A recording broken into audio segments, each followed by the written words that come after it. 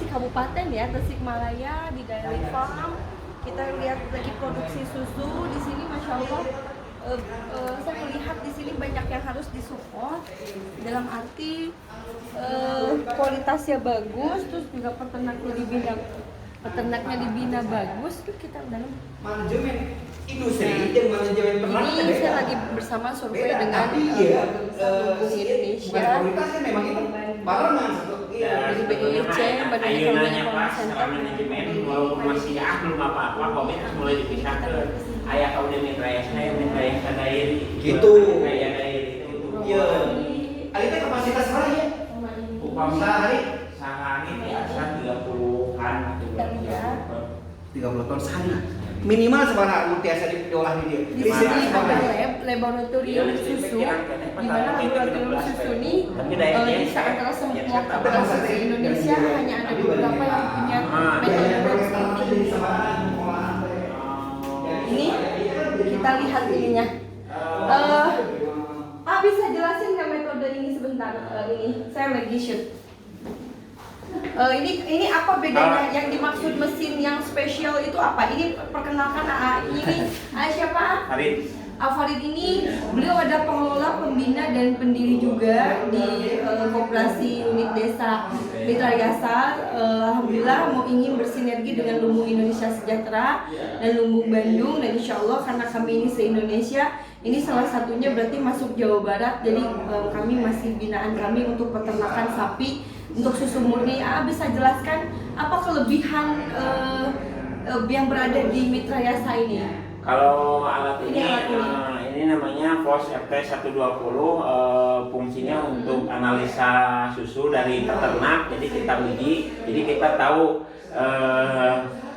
kandungan apa saja yang ada di susu, misalkan fatnya berapa, SNF-nya berapa, and waternya berapa, proteinnya berapa.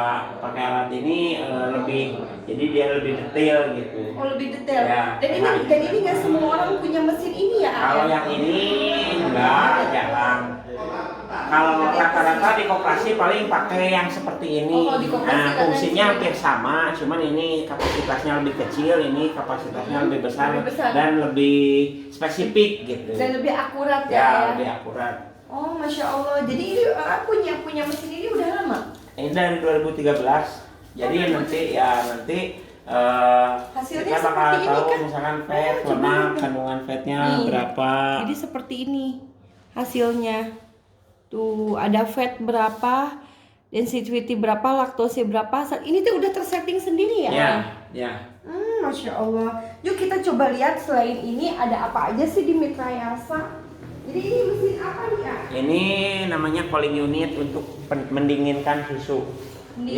Kalau susu kan rantai dinginnya harus cepat, jadi setelah diperah itu harus cepat-cepat dingin, jadi disimpan di sini gitu. Jadi dari sapi, dari kandang itu diperas nih, masukin ke tempat itu, masukin dari di sini. tempat itu ke sini. Ya, jadi nanti disimpan di sini, ini harus cepat-cepat dingin gitu.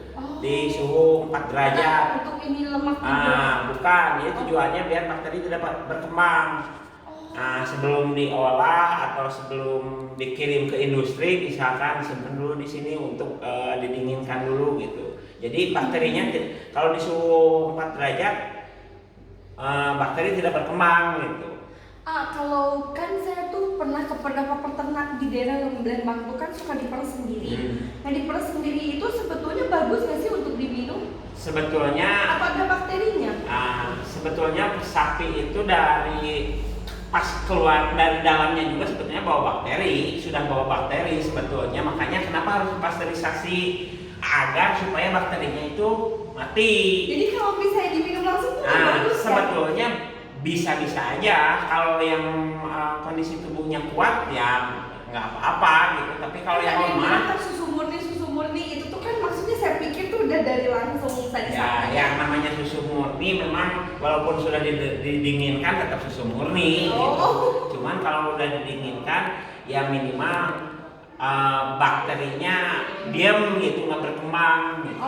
Oke. Jadi sebetulnya para sahabatku, sebetulnya bagusnya kalau arahan dari AA ini yang udah biasa ini di pasteurisasi namanya. Jadi kalau bukan nggak boleh sebenarnya kan, kalau dari susu murni itu ya bagus-bagus aja, tapi harus dengan kondisi tubuh yang fit. Tapi kalau yang nggak fit sebaiknya ya mungkin tetap dipanaskan kalau di istilah tradisionalnya ya. Di suhu 80 derajat, jangan sampai mendidih. Gitu. Jangan sampai mendidih sekali karena ngerusak nutrisi. Sedangkan kan kita mau minum susu tuh mau cari nutrisinya.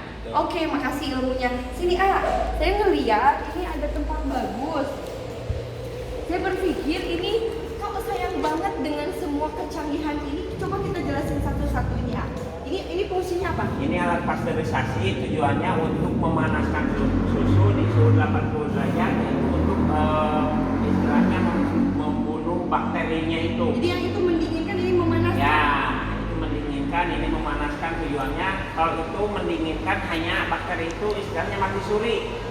Kalau dia suhunya naik lagi, dia bakterinya bakal hidup lagi. Dengan pasteurisasi ini, ya, jadi bakterinya mati tapi tidak merusak nutrisi. Nutrisinya masih tetap utuh gitu. Jadi ada yang bisa langsung dingin, bisa langsung panas tadi ya. Ini canggih banget. Terus ini apa nih ya? Ini untuk penyimpanan, tapi ini ya memang dalam waktu beberapa bulan ke belakang tidak berfungsi karena memang susunya kurang gitu. Jadi ini lagi mencari peternak, atau kita kalau bisa kita punya modal memperternak sendiri dengan produksi sendiri gitu aja, karena udah punya mesinnya ya. Oke, ini apa? Ini untuk kemasan bantal. Kemasan bantal. Untuk dibuat di packing kemasan bantal. Ya. Dalam kondisi beku enggak? Enggak, cair. Ini untuk buat yogurt, dia kasih fermentasi di sini. Ini kalau buat yogurt tuh kan begini. Ya, betul. Jadi susu yang sudah dipasteurisasi di suhu 42, kita masukkan bakteri, kita istilahnya difermentasi selama 6 jam di sini. Gitu. Jadi memang prosesnya seperti itu. Jadi untuk packaging. Kemasan. Jadi cup yang kayak dijual-jualin gitu. Mesinnya. Iya, udah lengkap gini. Terus ini untuk apa? Ini untuk penyimpanan sama untuk peraman. Jadi ketika fermentasi bisa disimpan di sini.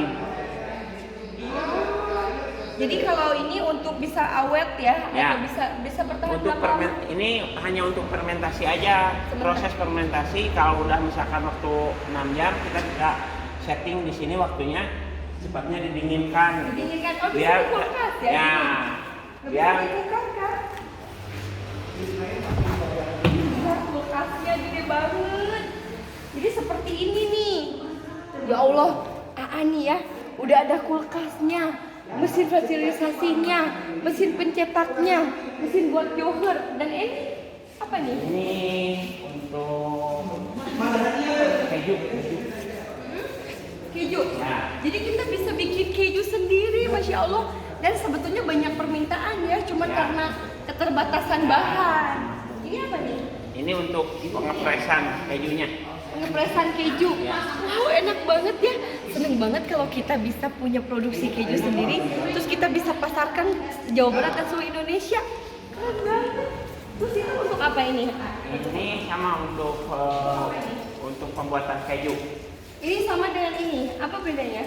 Kalau itu untuk ketika dia curd-nya, padatannya udah dari sini, kan ini asalnya susu masuk sini.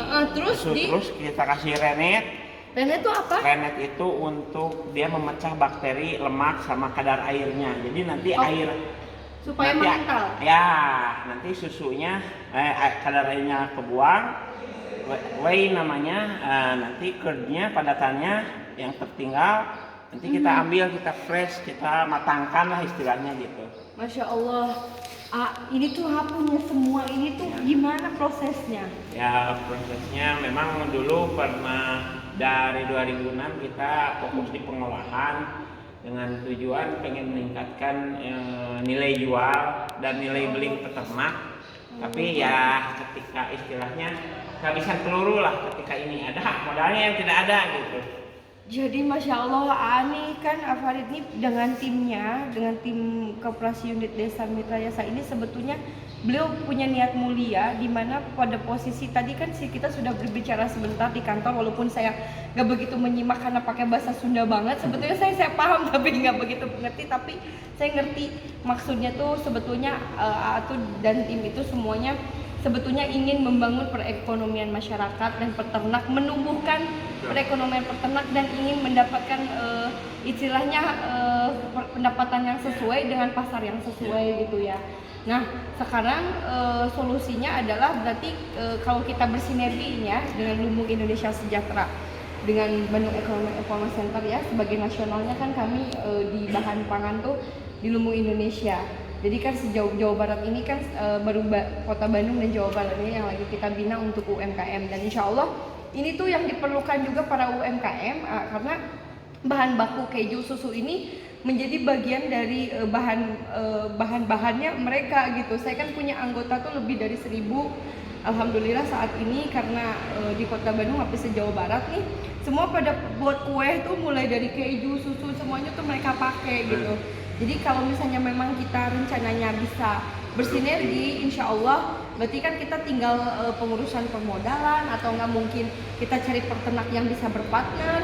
Terus juga kita bisa kalau pemasaran mah alhamdulillah dari pihak AA juga udah banyak ya, dari adat, dari kami juga bisa, jadi saling berkesinambungan ya gitu.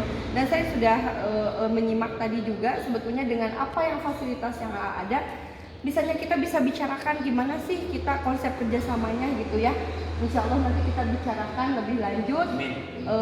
Insya Allah semuanya atas izin Allah kami kesini semoga menjadi wasilah ya untuk peternak juga untuk bisa bangkit dan bisa membantu peternak di wilayah sini dan Jawa Barat, bahkan kalau bisa ya senasional gitu ya. Apalagi AA punya keilmuan yang memang bergerak langsung kepada para peternak dan pelaku langsung, bahkan ikut memasarkan dan pembinaan juga di sini gitu. Masya Allah, semoga sehat selalu, panjang umur bersama tim. Insya Allah kami akan coba follow up dan kita kaji lagi benefit, profit dan apa yang harus dilakukan gitu ya gitu. Mungkin gitu untuk hamba-hamba Allah yang dan keluarga besar Lumbung Bandung, Lumbung Indonesia Sejahtera.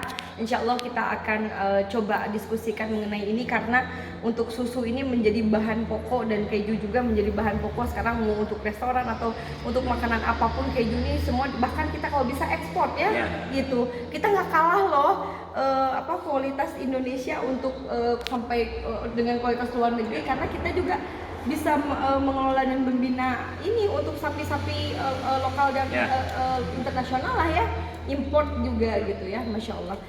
Bismillah ya, aku jadi semangat. Mohon pisan, nanti sampai ketemu lagi. Insya Allah nanti kita lanjut follow up lagi. Oke, assalamualaikum.